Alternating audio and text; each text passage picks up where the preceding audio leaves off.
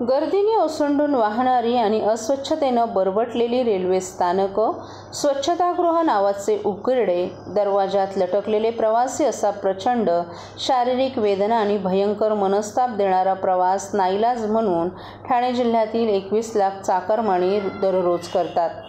गर्दीत हात सुटला तर मृत्यूला कवटाळतात. टिटवाळा आणि बदलापूर इथून 15 डब्यांच्या लोकल सोडण्याचा प्रस्ताव 6 वर्ष कागदावर असून आर्थिक हितसंबंधांमुळे AC लोकलची भलावण केली जाते. कधीही लोकल वेळेवर चालवल्या जात नाहीत. सदानकदा तांत्रिक बिघाडामुळे रेल्वे सेवा कोलमडलेली दिसून येते. कर्जत, बदलापूर, अंबरनाथ, उल्हासनगर, कल्याण, ठाकुर्ली, टिटवाळा, आसनगाव, कसारा, शहाड, डोंबिवली, दिवा, मुंब्रा, कळवानी, ठाणे या स्थानकांमधील प्रवाशांपैकी कुणी ना कुणी रेल्वेतून पडून होणारे अपघात नित्याचेच झालेत. सहप्रवासी क्षणिक दुःख व्यक्त करून पुन्हा पुढच्या प्रवासाला लागतात. घरातून सकाळी निघालेला माणूस पुन्हा घरी येईल याची शाश्वती नसते. किंबहुना तशी मानसिक तयारी करून रेल्वेचा प्रवास करावा लागतो. वर्षानुवर्ष असेच सुरू आहे. लोकलमधील प्रचंड गर्दीमुळे दररोज किमान 1 ते 2 प्रवाशांचा मृत्यू होतो. काहींना कायमचं अपंगत्व येतं. प्रवासी वहन क्षमता तात्काळ वाढवण्यासाठी 15 डबा लोकल फेऱ्या वाढवणं गरजेचं आहे. मागील 10 वर्षात एकही लोकल रेल्वेच्या ताफ्यात आली नाही. त्यामुळेच ठाणे आणि कल्याणवरून कर्जत आणि कसाऱ्यासाठी एकही लोकल वाढली नाही. गर्दीच्या विभाजन नियंत्रणाचं कोणतंही नियोजन न करता AC लोकल लादण्याचा रेल्वेच्या कमिशनबाज अधिकाऱ्यांचा डाव आहे.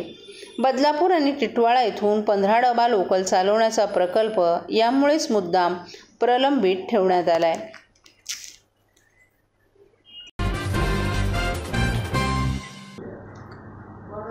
मुख्यमंत्री एकनाथ शिंदे यांच्या समर्थनार्थ ठाण्यात ठिकठिकाणी काही पोस्टर लावण्यात आले. या पोस्टरची जोरदार चर्चा सुरू झाली आहे. अनधिकृत पब आणि बारवर कारवाईचा बडगा उगारल्यानंतर ठाण्यात मुख्यमंत्री एकनाथ शिंदे यांच्या कामाचं कौतुक करणारे पोस्टर लावण्यात आलेत. महाराष्ट्राचा बुलडोझर बाबा असा मजकूर असणारे पोस्टर ठाण्यात सध्या चर्चेचा विषय ठरलेत. आमदार प्रताप सरनाईक यांनी मुख्यमंत्री एकनाथ शिंदे यांच्या कामांचं कौतुक करणारे हे पोस्टर लावले आहेत. मुख्यमंत्री एकनाथ शिंदे यांनी दिलेल्या निर्देशानंतर पुणे आणि ठाणे तसंच मीरा भाईंदर शहरात अनधिकृत हुक्का पार्लर, पब आणि बारवर कारवाई करण्यात आली. त्यानंतर ठाणे शहरात बॅनरबाजी करण्यात आली आहे. ड्रग माफियांचा कर्दनकाळ, महाराष्ट्राचा बुलडोझर बाबा असे या पोस्टरवर लिहिण्यात आले. जनता आपल्या सोबत अशीच राहील, कारवाई करत राहा अशा आशयाचे बॅनर ठाण्यात लावण्यात आलेत. त्यामुळे ठाण्यातील हे पोस्टर राजकीय वर्तुळाचा चर्चेचा विषय ठरलेत. पुण्यातील हॉटेल्समध्ये ड्रग्जची विक्री केली जात असल्याचं समोर आल्यानंतर राज्यभर याचे पडसाद उमटले. त्यानंतर मुख्यमंत्री एकनाथ शिंदे यांनी दिलेल्या आदेशानंतर कारवाई करण्यात आली आहे. पुण्यातील पब आणि बारवर कारवाई केल्यानंतर मुख्यमंत्र्यांनी ठाणे आणि मीरा भाईंदरमध्ये देखील अनधिकृत बार आणि पबवर कारवाई करण्याचे आदेश दिलेत.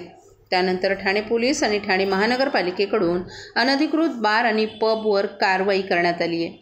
अनधिकृत बारवरच्या कारवाईच्या पार्श्वभूमीवर आमदार प्रताप सरनाईक यांनी मुख्यमंत्री एकनाथ शिंदे यांचं कौतुक केले.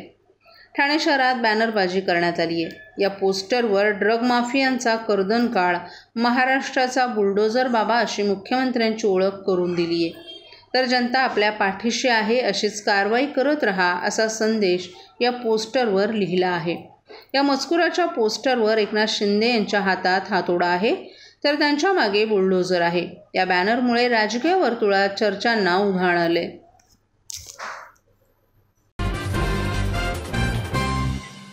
सर्व नागरिकांना आवाहन करण्यात येत आहे की सध्या डासांमार्फत पसरणाऱ्या डेंग्यू या आजाराचा प्रसार रोखण्यासाठी प्रत्येकाने पुढील प्रमाणे कार्यवाही करावी. डेंग्यू आजार एडिस इजिप्ती हा डास चावल्याने होतो. या डासांची पैदास साचलेल्या किंवा साचवलेल्या स्वच्छ पाण्यामध्ये होते. 8 दिवसांपेक्षा जास्त दिवस पाणी उघडे व साचून राहिल्यास त्यात डास अंडी घालतात. अंड्यांच्या अळ्या तयार होऊन पुढे डास तयार होतात.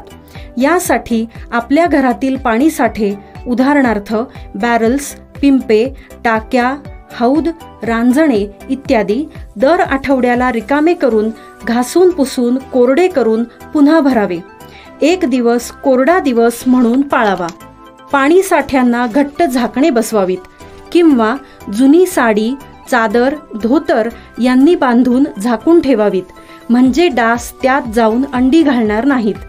घराच्या गच्चीवर, आजूबाजूला, अंगणात कोठेही पाणी साचू देऊ नये. भंगार सामान उघड्यावर टाकू नये. उदाहरणार्थ टायर्स, प्लास्टिक सामान, कुंड्या, टाकाऊ वस्तू इत्यादी. अशा सामानात पावसाचे पाणी साठून त्यात डेंग्यूच्या डासांची पैदास होते.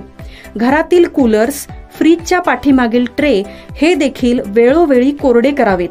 लक्षात ठेवा, नुसत्या फवारणीने डास घनता कमी होत नाही, तर त्यासाठी डास पैदास ठिकाणे नष्ट करणे ही आपल्या सर्वांची जबाबदारी आहे.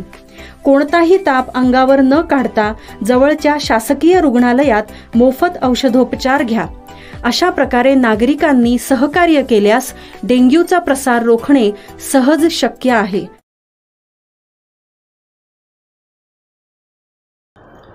अखिल कोयना पुनर्वसन सेवा संघ महाराष्ट्र राज्याच्या वतीनं राज्यभरातील जिल्ह्यातील तालुक्यांच्या ठिकाणी आज कोयना प्रकल्पग्रस्तांच्या समस्यांसंदर्भात लक्षवेधी आंदोलन करण्यात आले. महाराष्ट्र राज्यातील सातारा जिल्ह्यात कोयना धरण झालं, परंतु 64 वर्ष उलटून देखील कोयना प्रकल्पग्रस्त नागरिकांच्या समस्या अद्यापही सुटल्या नाहीत. यामुळे ठाणे जिल्ह्यातील ठाणे तहसीलदार कार्यालय, भिवंडी तहसीलदार कार्यालय, शहापूर तहसीलदार कार्यालय या ठिकाणी लक्षवेधी आंदोलन करण्यात आलं. अखिल कोयना पुनर्वसाहत सेवा संघ महाराष्ट्र राज्याचे अध्यक्ष विठ्ठल मोरे यांच्या मार्गदर्शनाखाली ठाणे तहसील कार्यालय येथे सल्लागार किसन जाधव यांच्या मार्गदर्शनाखाली हे लक्षवेधी आंदोलन करण्यात आलं. भिवंडी तहसीलदार कार्यालयासमोर सल्लागार बळीराम शिंदे, उपाध्यक्ष अमोल कदम, तालुका प्रमुख आनंद निकम यांच्या मार्गदर्शनाखाली हे आंदोलन करण्यात आलं. तर शहापूर तहसीलदार कार्यालयासमोर तालुका प्रमुख आनंद शिंदे यांच्या मार्गदर्शनाखाली हे आंदोलन करण्यात आलं. कोयना प्रकल्पग्रस्तांच्या प्रमुख मागण्या: प्रकल्पग्रस्तांना पर्यायी जमिनी तात्काळ देण्यात याव्यात, शिल्लक जमिनीचा मोबदला तात्काळ देण्यात यावा, प्रकल्पग्रस्तांना नोकऱ्या तात्काळ देण्यात याव्यात, गावाला महसूल दर्जा देण्यात यावा, नागरी सुविधा तात्काळ देण्यात याव्यात अशा विविध मागण्यांसंदर्भात आज राज्यभरातील 15 तालुक्यांच्या ठिकाणी हे लक्षवेधी आंदोलन करण्यात आलं. या आंदोलनाची दखल शासनानं न घेतल्यास 2 जुलै रोजी कोकण भवन ते विधान भवन असा लाँग मार्च कोयना प्रकल्पग्रस्त नागरिक यांच्या वतीनं काढण्यात येणार आहे. माजी सैनिक विश्वास कदम, प्रकाश कदम, विष्णू कदम, दत्ताराम कदम, गंगाराम दुडे, शांताराम कदम, रमेश कदम, आनंद कदम, सुरेश उतेकर, अरुण कदम, प्रकाश साळुंखे, संपत चव्हाण, जयवंत मोरे तसंच सर्व कोयना प्रकल्पग्रस्त या आंदोलनात सहभागी होते. नाव सांगा आणि काय मागणी आहे? माझं नाव किसन जाधव, पिंपरी. आमच्या अखिल कोयना पुनर्वसन सेवा संघटनेच्या माध्यमातून आज आम्ही इथे तहसीलदार कार्यालय येथे आम्ही आंदोलन करत आहोत. आमच्या प्रमुख मागण्या आहेत: आम्हाला जमीन मिळाली पाहिजे, आम्हाला नागरी सुविधा मिळाल्या पाहिजे, आमच्या प्रकल्पग्रस्तांच्या नोकऱ्या मिळाल्या पाहिजेत आणि पोट खातेदारांना जमीन मिळाली पाहिजे. अशा आमच्या भरपूर मागण्या आहेत. परंतु प्रमुख मागण्यांमध्ये आमचा गावठाणाचा सर्वे होऊन गावठाणाच्या मधील अतिक्रमण हटवली पाहिजेत. आणखी आमच्या उर्वरित जमिनी या लवकरात लवकर आम्हाला मिळाल्या पाहिजेत अशा आमच्या प्रमुख मागण्या आहेत. महिलांच्या शिक्षण, स्वयंरोजगार, आरोग्य आणि त्यांच्या सर्वांगीण प्रगतीकरिता त्यांच्या आर्थिक स्वावलंबनासाठी मुख्यमंत्री एकनाथ शिंदे यांच्या नेतृत्वाखाली महाराष्ट्र राज्यात विविध कल्याणकारी योजना राबवण्यात येत आहेत. मुख्यमंत्र्यांनी ठाणे जिल्ह्यातील महिला बचत गटांना मोठ्या प्रमाणात मदत करून प्रत्येक महिला सक्षम होईल यासाठी विशेष प्रयत्न केले आणि महिला शक्तीचीही आपल्याला वेळोवेळी साथ लाभली आहे. राज्यातील महिलांचे आर्थिक स्वावलंबन, त्यांच्या आरोग्य आणि पौष्टिक पातळीत सतत सुधारणा करण्यासाठी आणि कुटुंबातील त्यांची निर्णायक भूमिका मजबूत करण्यासाठी मुख्यमंत्री मध्य प्रदेश सरकारनं मुख्यमंत्री लाडली बहन ही योजना सुरू केली आहे. गेल्या वर्षी संपूर्ण मध्य प्रदेशात ही योजना लागू करण्याची घोषणा मध्य प्रदेश सरकारनं केली, ज्या अंतर्गत महिलांना दरमहा 1,000 रुपये दिले जातील. पुढे ते 1250 इतके करण्यात आले. ही योजना त्या राज्यात यशस्वीपणे सुरू आहे. महिलांचं आरोग्य आणि पोषण आणि आर्थिक स्वावलंबनाच्या दिशेनं हे महत्त्वाचं पाऊल त्या राज्यात ठरलं आहे. मध्य प्रदेश सरकारच्या धर्तीवर महाराष्ट्र राज्यात मुख्यमंत्री लाडली बहना योजना सुरू करून गरजू महिलांना आर्थिक लाभ देण्याबाबत आमदार प्रताप सरनाईक यांनी मुख्यमंत्र्यांकडे पत्राद्वारे विनंती केली होती. या योजनेसाठी निधीची तरतूद, या योजनेच्या अंमलबजावणीचं संपूर्ण नियोजन, निकष, नियमावली हे सर्व आपण निश्चित करावं. महिलांना या योजनेचा तात्काळ लाभ मिळण्यासाठी निकष आणि प्रक्रिया साधी, सरळ, सोपी ठेवावी. तसंच वेबसाईट आणि मोबाईल ॲपद्वारे त्याचे फॉर्म भरून घ्यावेत. गेल्या 2 वर्षात आपल्या सरकारनं अनेक जनहिताचे क्रांतिकारी निर्णय घेतले आहेत.